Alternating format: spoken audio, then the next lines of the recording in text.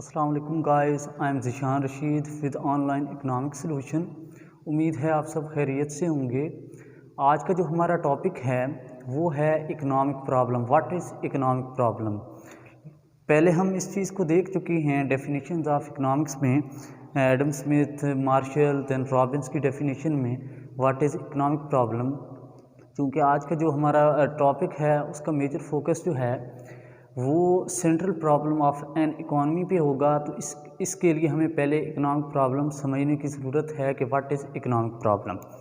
तो देखते हैं कि इकनॉमिक प्रॉब्लम होती क्या है। ये इकनॉमिक प्रॉब्लम जो इकनॉमिक्स की मॉडर्न डेफिनेशन है रॉबिन्स की, जिसने इकनॉमिक्स को कैसे डिफ़ाइन किया, economics deals with unlimited wants and scarce resources. तो उसके अकॉर्डिंग, रॉबिन्स के अकॉर्डिंग, किसी भी मुल्क में इकनॉमिक प्रॉब्लम या माशी मसला कब पैदा होता है। तो फर्स्ट क्या है, स्केर्स रिसोर्सेज, कि जब भी किसी कंट्री के अंदर कोई शख्स अपनी ख्वाहिश जाहिर करता है तो यकीनन उसकी एक ख्वाहिश नहीं होती, उसकी अनलिमिटेड वांट्स होती हैं, लातादाद ख्वाहिशात होती हैं। और उन ख्वाहिशात या वांट्स को पूरा करने के लिए उसके पास जो वसाइल हैं, जो रिसोर्सेज हैं वो कम हैं, स्केर्स रिसोर्सेज हैं। स्केर्सिटी हम डिफ़ाइन कर चुके हैं। स्केर्सिटी किसे कहते हैं? स्केर्सिटी कहते हैं कि किसी चीज़ का जो आप डिमांड करते हो, किसी चीज़ की जो डिमांड करते हो, अगर वो सप्लाई की निस्बत ज़्यादा है तो उसको स्केर्स कहते हैं। लाइक अगर आप जो है, आपके पास कोई 10-20 ख्वाहिशात हैं, वांट्स हैं कि आप ये काम करना चाहते हैं, ये चीज़ें परचेज़ करना चाहते हैं, तो यकीनन वो सारी ख्वाहिशात पूरी करने के लिए आपके पास पैसे नहीं होंगे। तो क्या होगा, हो सकता है कि आपके पास 1 या 2 ख्वाहिशात या वांट्स को पूरा करने के लिए पैसे हों, तो इसलिए हम क्या कहते हैं, हमारे पास वसाइल या रिसोर्सेज क्या हैं, स्केर्स हैं। हम डिमांड कितने की कर रहे हैं। फॉर एग्जांपल अगर हमारी 10 ख्वाहिशात हैं, 10 ख्वाहिशात को पूरा करने के लिए जो पैसे चाहिए वो बेसिकली क्या है, वो है उसकी सप्लाई, जो कि हमें एग्जैक्टली नहीं मिल रही। सारी ख्वाहिशात को पूरा करने के लिए कितनी मिल रही है, 1 या 2 ख्वाहिशात को पूरा करने के लिए। डिमांड तो हम 10 ख्वाहिशात के लिए कर रहे हैं, लेकिन हमारे पास है 1 या 2 ख्वाहिशात के लिए पैसे हैं, तो इसलिए हम उस पैसे को क्या कहते हैं कि ये क्या है, स्केर्स है। तो फर्स्ट क्या है, इंसान की ख्वाहिशात अनलिमिटेड हैं, लातादाद हैं, उनको पूरा करने के लिए उसके पास वसाइल क्या हैं, कम हैं, उनकी कमयाबी है, स्केर्स हैं।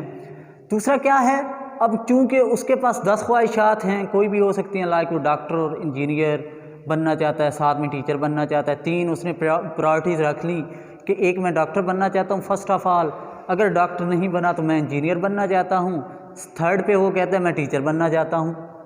तो अब तीनों ख्वाहिशात तो यकीनन उसकी पूरी नहीं हो सकती। एक तो एजुकेशन लिमिटेशन है उसके पास, दूसरा क्या कि तीनों के बनने के लिए उसको पैसा चाहिए, तो यकीनन इतना उसके पास नहीं होगा। एक ही ख्वाहिश उसकी एट अ टाइम पूरी हो सकती है, वो चाहे फर्स्ट प्रायोरिटी पे हो या सेकंड पे हो। तो जो भी उसके पास पैसा होगा कम मिकदार में, जो सप्लाई उसको रिक्वायर्ड थी तीनों ख्वाहिशात पूरी करने के लिए, उससे कम ही डेफिनेटली होगा। तो उस पैसे को वो अल्टरनेट यूज़ उसका कर सकता है। कैसे कि डॉक्टर, इंजीनियर और टीचर 3 ख्वाहिशात थी उसके पास, तो यकीनन पैसे को तीनों में से चाहे जिस पे लगा दे। तो इसका मतलब है कि रिसोर्सेज का अल्टरनेटिव यूज़ आप कर सकते हैं, किसी भी जो आपके पास ख्वाहिशात हैं उस पर आप लगा सकते हैं। तीसरा पॉइंट हमारे पास क्या है, नेचर ऑफ वांट्स, जो कि हम कह चुके हैं कि हमेशा ख्वाहिशात एक जैसी अहमियत की हामिल नहीं होती। ख्वाहिशात की अगर रैंकिंग कर ली जाए प्रायोरिटीज़ की बेस पे, कि सबसे बड़ी ख्वाहिश उसकी क्या है, डॉक्टर बनना, दूसरे नंबर पे क्या है, इंजीनियर बनना, तीसरे नंबर पे क्या है, टीचर बनना। तो ख्वाहिशात में भी फ़र्क है, कुछ उसके लिए वैल्यूएबल हैं, कुछ कम वैल्यूएबल हैं। तो ख्वाहिशात भी एक जैसी अहमियत की हामिल नहीं होती।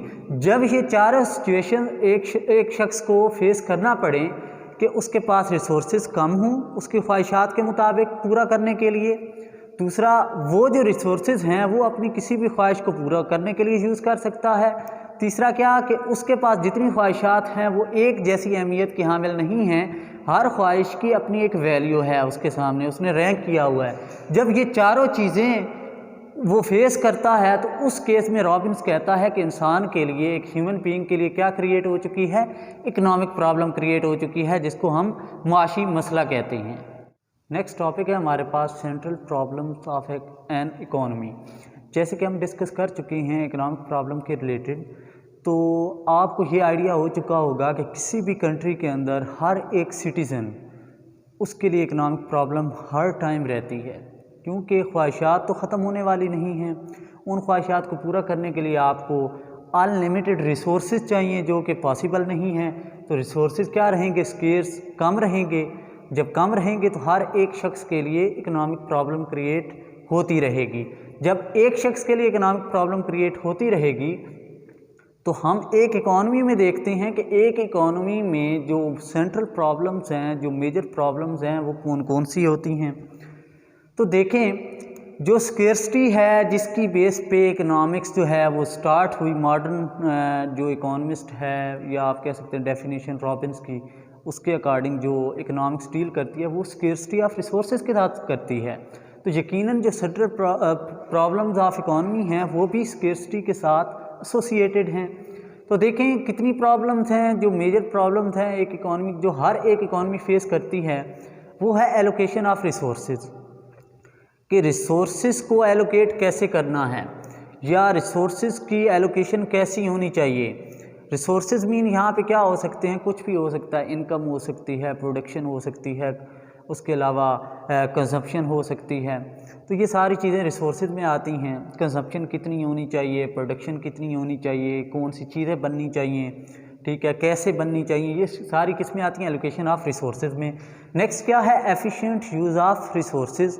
आपको पता है कि रिसोर्सेज स्केर्स हैं, हर चीज़, हर ख्वाहिश आपकी पूरी नहीं हो सकती, इसलिए जो भी आप ख्वाहिश पूरी करेंगे उसके लिए ट्राई करेंगे, या कोई भी इकॉनमी ट्राई करती है कि कम से कम रिसोर्सेज को यूज़ करते हुए, एफिशिएंट यूज़ करते हुए ज़्यादा से ज़्यादा बेनिफिट ले ले, ज़्यादा से ज़्यादा ख्वाहिशात अपनी पूरी कर ले। थर्ड पे क्या है? ग्रोथ ऑफ रिसोर्सेज, जो कि इम्पोर्टेंट है। क्या मतलब कि कोई भी कंट्री, कोई भी इकॉनमी ये ट्राई करता है कि हमारे पास रिसोर्सेज बढ़ते जाएं। कौन सा शख्स है जो ये नहीं चाहता कि मेरी इतनी ज़्यादा ख्वाहिशात हैं तो उनमें से ज़्यादा ख्वाहिशात पूरी हो जाएं? कैसे हो सकती हैं? अगर पैसा आएगा तो यकीनन ग्रोथ ऑफ रिसोर्सेज, जो आपके वसाइल की बढ़ोतरी है वो जितनी ज़्यादा होगी, आपकी ख्वाहिशात जो हैं, जो आपने रैंक की हुई हैं, उनमें ज़्यादा से ज़्यादा आपकी ख्वाहिशात पूरी हो सकती हैं। तो थर्ड प्रॉब्लम हर इकॉनमी की ये होती है कि रिसोर्सेज ज़्यादा से ज़्यादा होने चाहिए ताकि किसी भी इकॉनमी की ग्रोथ हो सके। तो देखते हैं एलोकेशन ऑफ रिसोर्सेज में। एलोकेशन ऑफ रिसोर्सेज में फर्दर 3 प्रॉब्लम्स फेस करनी पड़ती हैं, जो कि आपको किसी भी बुक में या ज़्यादातर बुक्स में यही मिलता है, central problems of an economy. कौन कौन सी हैं? 3 हैं। What to produce, how to produce, for whom to produce. लेकिन इनसे पहले मेजर प्रॉब्लम्स होती हैं एलोकेशन ऑफ रिसोर्सेज की, एफिशिएंट यूज़ ऑफ रिसोर्सेज की, और ग्रोथ ऑफ रिसोर्सेज की। तो देखते हैं एलोकेशन ऑफ रिसोर्सेज में 3 प्रॉब्लम है। व्हाट टू प्रोड्यूस, नाम ही बता रहा है आपको। अब देखें, ये तीनों प्रॉब्लम्स को आपने स्केर्सिटी के साथ रिलेट करना है कि रिसोर्सेज कम हैं, तो ये रिसोर्सेज के कम होने की वजह से 3 क्वेश्चन के आपको आंसर करने पड़ते हैं। फर्स्ट क्या है? What to produce. क्या मतलब कि किसी भी मुल्क के अंदर चीज़ कौन सी बननी चाहिए और किस क्वालिटी की बननी चाहिए। कौन सा कंट्री है, कौन सा मुल्क है जो ये नहीं चाहता कि मैं ज़्यादा टाइप की चीज़ें बनाऊं और फिर हर तरह की चीज़ बनाऊं। जैसे पाकिस्तान नहीं चाहेगा कि मैं जापान में जैसे अच्छी चीज़ें बनती हैं वो बनाऊं, यूएसए में जो चीज़ें बनती हैं वो बनाऊं, चाइना में जो अच्छी चीज़ें बनती हैं वो बनाऊं। हर कंट्री चाहता होता है, लेकिन मसला किस चीज़ का है? रिसोर्सेज का।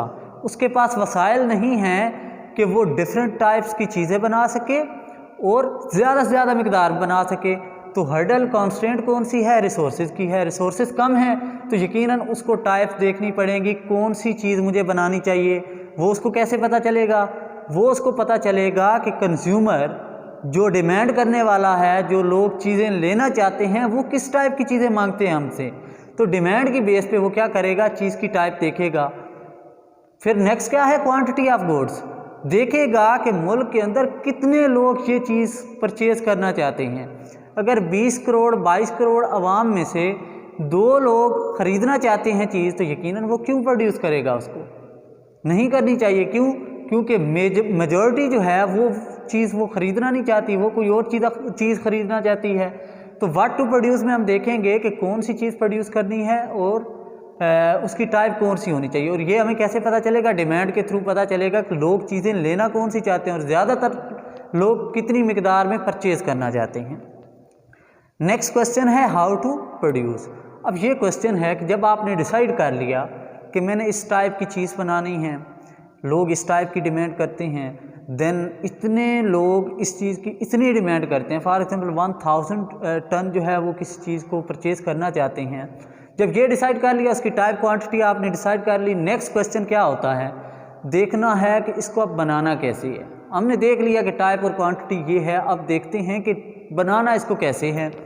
तो बनाने के लिए आपको देखना पड़ेगा कि टेक्निक्स ऑफ प्रोडक्शन, चीज़ें बनाने की टेक्निक्स कौन कौन सी आपने यूज़ करनी है। तो अगेन स्केर्सिटी है, हर तरह की टेक्निक तो आप परचेज़ कर नहीं सकते और ना ही हर तरह की टेक्निक आप जो है आपके पास अवेलेबल होती है। तो टेक्निक में भी अगर रिसोर्सेज आपके पास कम है तो यकीनन आपको ऐसी टेक्निक की तरफ जाना पड़ेगा जिस पे आपके कम से कम रिसोर्सेज लगें और वो प्रोडक्शन भी अच्छी दे।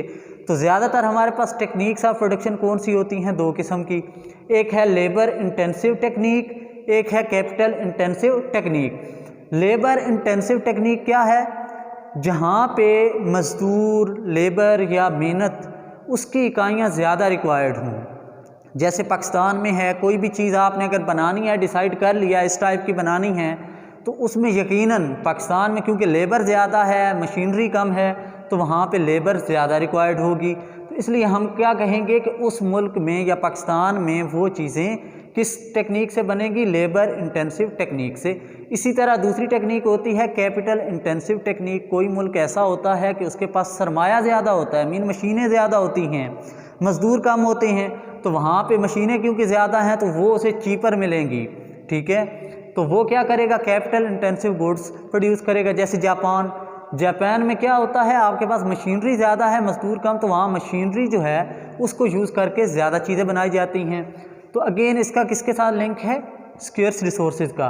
रिसोर्सेज क्योंकि कम है तो रिसोर्सेज आपकी लेबर भी है, कैपिटल भी है, मशीनरी भी है। तो जो चीज़ आपके पास कम वसाइल इस्तेमाल करके, कम रिसोर्सेज यूज़ करके जो आपको चीपर में मिलेगी टेक्निक, आप उसको यूज़ कर लेंगे। जो थर्ड क्वेश्चन है फॉर होम टू प्रोड्यूस। अब देख लिया हमने ये इस टाइप की चीज़ें बनानी हैं, इतनी मिकदार में बनानी है, इस टेक्निक से बनानी है। लास्ट क्वेश्चन क्या है कि हमने चीज़ बना ली, अब इस चीज़ को इस्तेमाल कौन करेगा। तो इसके लिए हमारे पास या तो फाइनल कंज्यूमर होगा, ऐसा शख्स होगा, जैसे ये मार्कर है, मार्कर मैं यूज़ करता हूँ तो मैं इसका फाइनल कंज्यूमर हूँ, ठीक है। तो इससे पहले देखा गया होगा कि लोग मार्कर की फ़लाँ टाइप, जैसे ये डॉलर है, ये परचेज़ करना चाहते हैं, इसकी इतनी मिकदार में डिमांड करते हैं। फिर इसको देखा गया कि इसमें मशीनरी कितनी इस्तेमाल होगी, मज़दूर या लेबर कितनी इस्तेमाल होगी। जब ये बन चुका तो फिर देखा गया कि इसको बेचना किसको है, यकीनन टीचर्स को। तो फाइनल कंज्यूमर मैं हुआ इसका। अब इसके अलावा भी कोई चीज़ें हो सकती हैं, लाइक मशीनरी, जो चीज़ें बनाती है कोई, तो मशीनरी की डिमांड कौन करेगा, फर्म। उसकी कंजप्शन कौन करेगी, फर्म। और इसी तरह कुछ चीज़ें होती हैं जिसकी गवर्नमेंट परचेजिंग करती है, लाइक ये रोड्स वगैरह, हॉस्पिटल वगैरह, यहाँ पे ब्रिक्स, सीमेंट वगैरह यूज़ होता है, तो वहाँ पे गवर्नमेंट भी उसकी बायर होती है। तो कोई भी फर्म भी हो सकती है, फाइनल कंज्यूमर हो सकता है, गवर्नमेंट हो सकती है उसकी फाइनल कंज्यूमर। तो चूँकि इस चीज़ का लिंक है ख़रीदने के साथ कि इस्तेमाल किसने करनी है, तो इस्तेमाल करने के लिए क्या चाहिए, इनकम। तो यकीनन जो अमीर होंगे ये भी देखा जाएगा कि हमने जो चीज़ बनाई वो अमीरों को सेल करनी है या गरीबों को करनी है। तो इस क्वेश्चन का लिंक किसके साथ है, डिस्ट्रीब्यूशन ऑफ इनकम, कि अमीरों के लिए हमने चीज़ बनाई तो अमीरों को सेल करेंगे, गरीबों के लिए चीज़ बनाई तो गरीबों के लिए करेंगे, फर्म के लिए बनाई तो फर्म को सेल करेंगे, अगर गवर्नमेंट के लिए बनाई तो गवर्नमेंट को सेल करेंगे। तो दैट्स ऑल फ्रॉम टुडे। तो इंशाल्लाह जो नेक्स्ट टॉपिक हमारा होगा वो होगा 10 प्रिंसिपल्स ऑफ इकोनॉमिक्स। तो चैनल को सब्सक्राइब करें, लाइक करें। कोई अगर आपका क्वेश्चन हो किसी भी टॉपिक के रिलेटेड, आप कमेंट कर सकते हैं, मैं इंशाल्लाह उसका रिप्लाई करूँगा। तब तक के लिए इजाज़त दें, अल्लाह हाफ़िज़।